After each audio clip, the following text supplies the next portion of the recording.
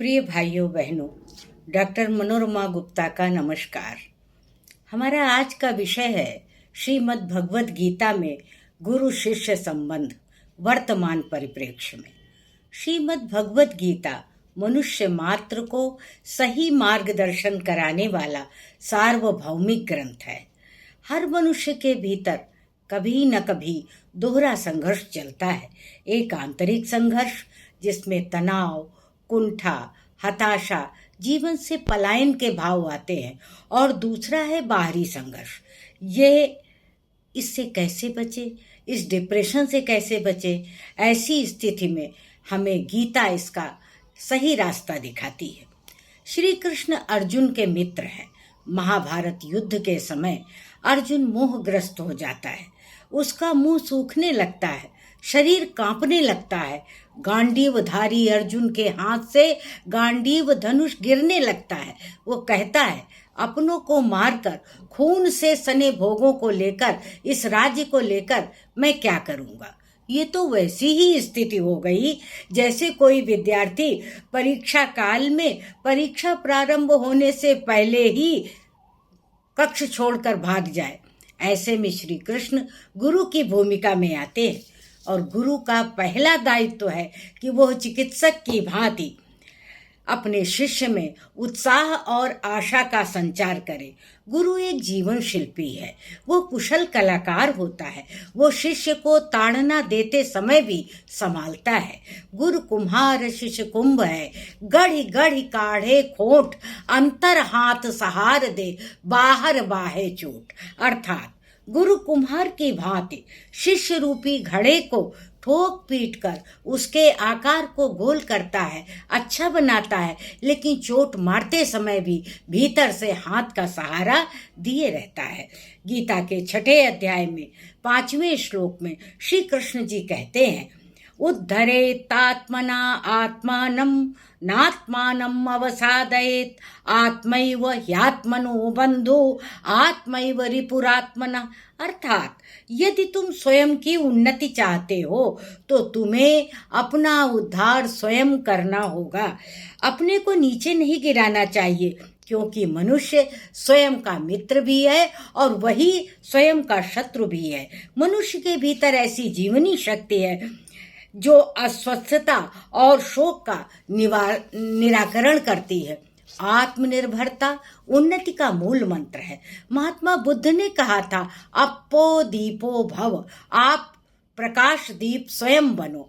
और महावीर जी ने अपना सच में सज्जा, अर्थात सत्य की खोज अगर करनी है तो स्वयं करो। इस प्रकार श्री कृष्ण मन के संयम पर, मन की एकाग्रता पर बहुत बल देते हैं।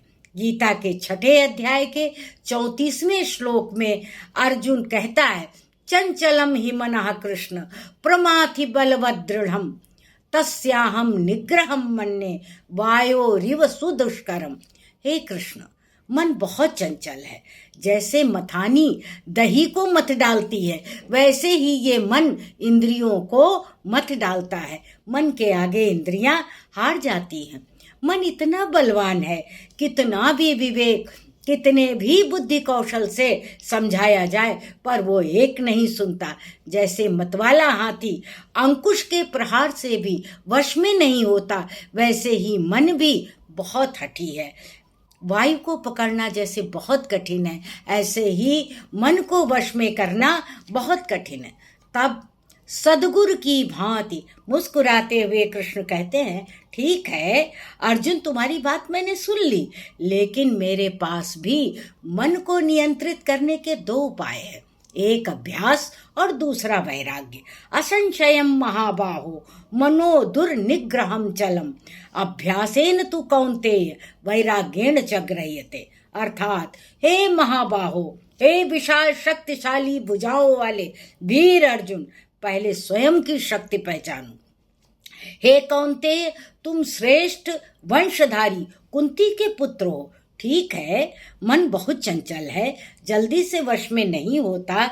यदि मन को वश में करना है तो निरंतर अभ्यास करना होगा। दूसरा है वैराग्य। वैराग्य क्या है? जिन चीजों में राग है, जिन चीजों में आसक्ति है, जिन चीजों में मोह है, जो मन की एकाग्रता को भंग करती हैं, उनसे अपने मन को दूर हटा लो। अपने लक्ष्य पर मन को केंद्रित करो, सफलता तुम्हारे चरण चूम लेगी। सद्गुरु कृष्ण अपने शिष्य अर्जुन के संशय ज्ञापन से, जिज्ञासा से रुष्ट नहीं होते और ना ही उसे हतोत्साहित करते हैं।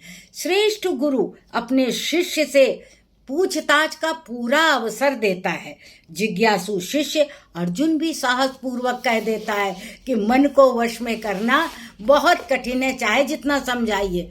जब इस प्रकार का संबंध गुरु और शिष्य के बीच में पनपता है, तब हर समस्या का समाधान बहुत आसानी से हो जाता है। श्री कृष्ण के उपदेश में आशावाद और व्यवहारिकता है।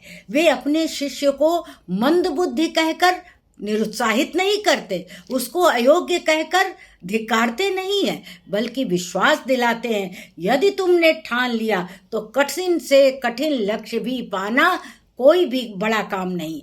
आज कठिन चुनौतियों के दौर में छात्र घबरा जाते हैं। जिंदगी से पलायन किसी भी समस्या का समाधान नहीं। जब अर्जुन की तरह छात्र दोराहे पर खड़ा हो, तब सद्गुरु के रूप में श्रेष्ठ शिक्षकों के मार्गदर्शन की बहुत जरूरत है।